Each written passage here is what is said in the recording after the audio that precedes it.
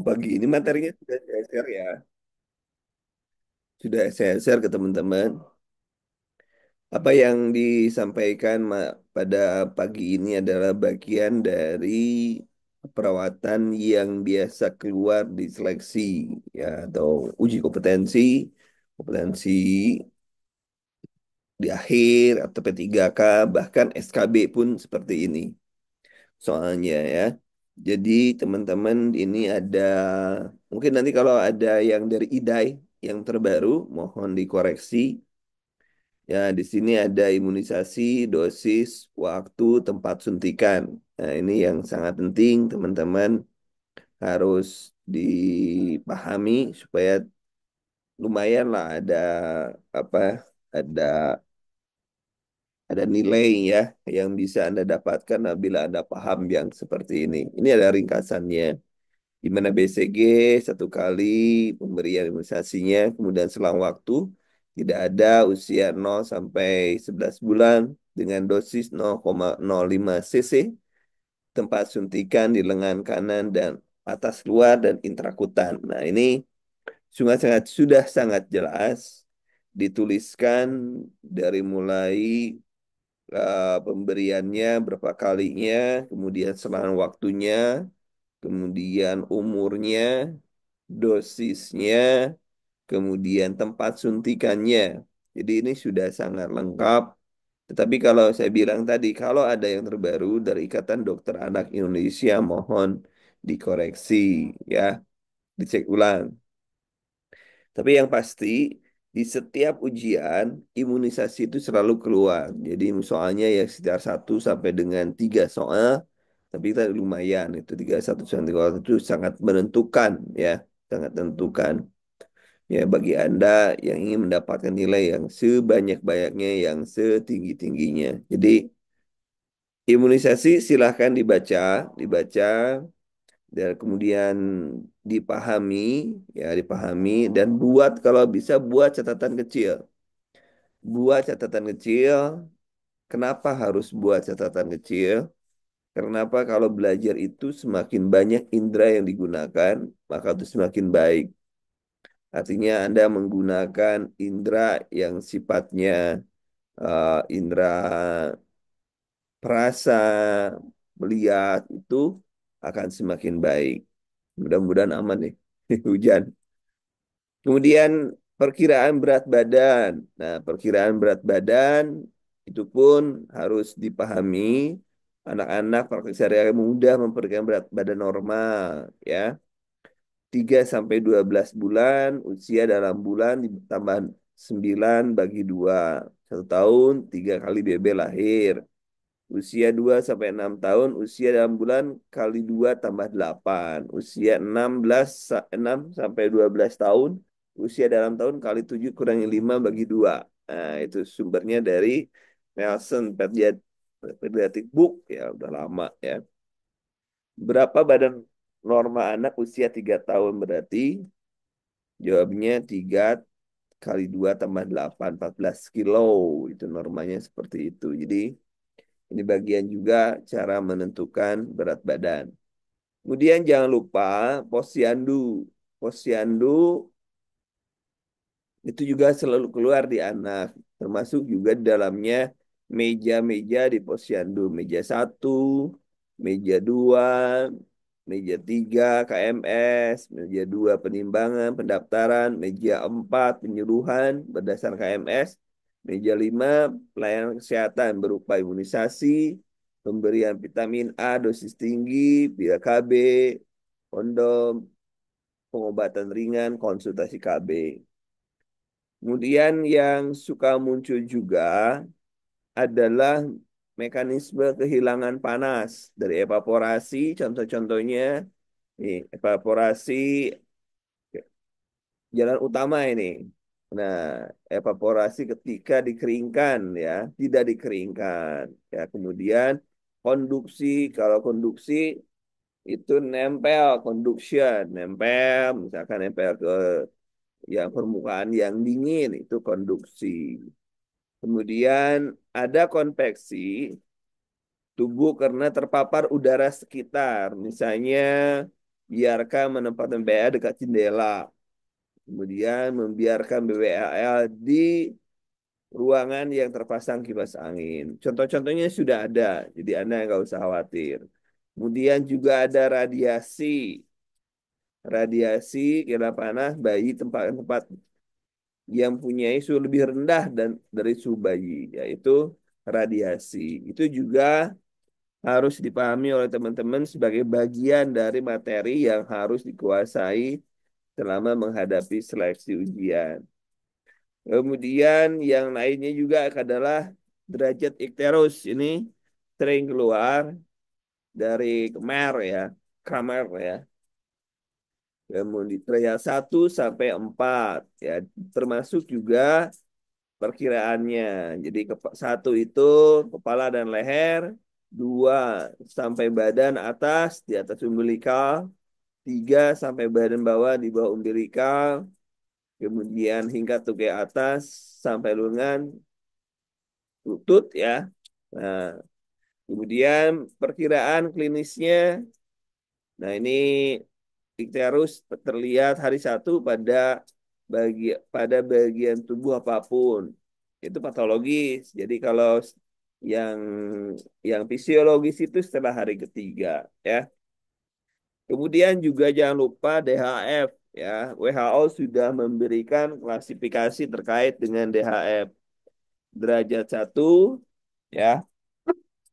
Derajat 1 kemudian dari satu itu demam ya, tidak ada khas tanda-tanda manifestasi perdarahan atau melalui uji tourniquet. Jangan lupa uji tourniquet pun Anda harus paham ya bagaimana menentukan tourniquet tekanan darahnya, gimana sistolik tambah diastolik bagi 2 ya. Kemudian dilihat dulu seperti dia satu terjadi perdarahan spontan di kulit atau perdarahan lain. Kemudian daya 3 kegagalan sirkulasi, nadi cepat, tekanan nadi menurun 20 milimeter atau kurang atau hipotensi, sianosis sekitar mulut, kulit dingin, dan lembab, dan lain sebagainya.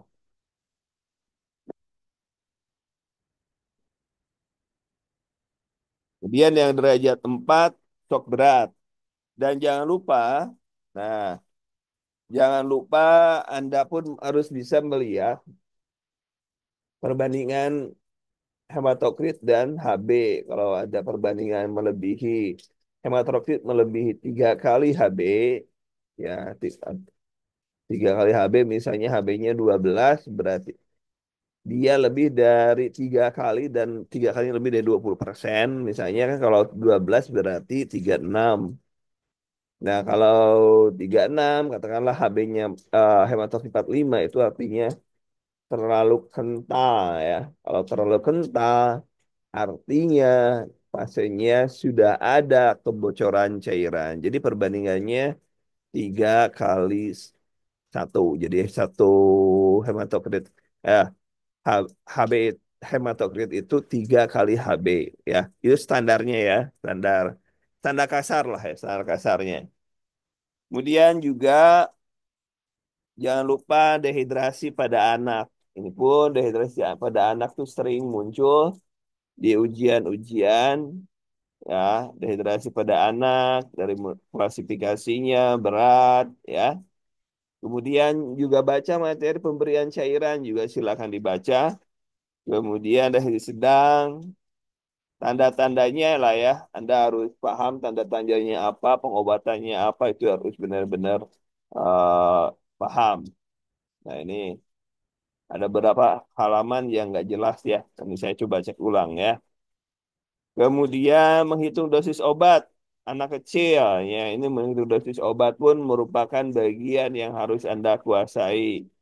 Menghitung dosis obat dari mulai pediatrik ya. Ini rumus yang minimal Anda bisa menggunakan rumus yang. Sekali lagi, minimal Anda bisa menggunakan rumus yang ya. Di mana N dibagi N tambah 12 kali D. Jadi N adalah usia dalam tahun, D-nya dosis dewasa ya. Anda harus paham N dibagi N tambah 12 dikali D dosis dewasa. Jadi kalau misalnya Anda tinggal menghitung kebutuhan paracetamol anak 3 tahun. Berarti 3 dibagi 3 tambah 12 berarti 15 ya. 15 berarti 1/5. 1/5 kali 500 miligram ya. Dosisnya miligram. 500 berarti 100. Nah, itu adalah bagian dari eh, penggunaan rumus yang. Dan saya anjurkan minimal Anda bisa menggunakan rumus yang. Minimal rumus yang. Sekali lagi ya. Kemudian yang selanjutnya ada rumus Ausberger ya untuk 12 tahun usia 2 sampai 12 bulan, 1 sampai 11 tahun, 12 sampai 16 tahun. Itu rumusnya sudah dibuatkan M tambah 13% kali D, 4N tambah 20 kali D, 5N tambah 10 kali D. Jadi M adalah bulan, mohon, N adalah tahun, dan D adalah dosis dewasa. Ya. Kemudian juga ada rumus Clark. Rumus Clark ya, ada rumus Clark. Nah, kemudian perhitungan dosis tablet obat injeksi. Nah, ini juga dosis yang tersedia. Ini juga bagian dari bagaimana Anda harus mendapatkan dosis untuk anak. Oh, ini digoksin. Ah, ini ini di luar anak harusnya digoksin itu ya, tapi nggak apa-apa. Saya salah nginput, salah nginput dan silakan dipahami teman-teman. Sedikit saja rumus 3 dan lain sebagainya sudah diberikan ya, digoksin. Dan karena di sini hujan besar, saya harus berjibaku dengan suara hujan. Jadi kita silakan dibaca, tugasnya silakan dibaca apa yang sudah saya berikan barusan. Diingat-ingat Bapak termasuk juga DDST, jangan lupa pertumbuhan perkembangan atau milestone-nya. Ya, 1 tahun bisa apa dan lain sebagainya. Nanti saya coba cariin. Ya, milestone-nya dan lain sebagainya. Jadi untuk Zoom pagi ini karena cuaca tidak mendukung nih. Cuacanya hujan besar di sini. Karena musim hujan ya. Jadi saya cukup sekian dan kita ketemu kalau nggak sore malam. Tapi kalau kita evaluasi kayak kemarin, kayaknya malam lebih banyak deh yang ikut. Setelah jam 8 gitu ya. Lebih banyak yang ikut gabung dibanding kalau sore. Sore kayaknya ngabuburit ya. Ya nanti kita lihat apakah sepakatinya sore atau malam ya. Ya boleh malam ya. Berarti malam ya. Setelah jam 8 tapi ya. Setelah jam 8 baru boleh baru kita belajar. Baik, silakan dipelajari dulu. Nanti karena nggak mungkin saya ngelanjutan Zoom. Ini hujannya gede banget.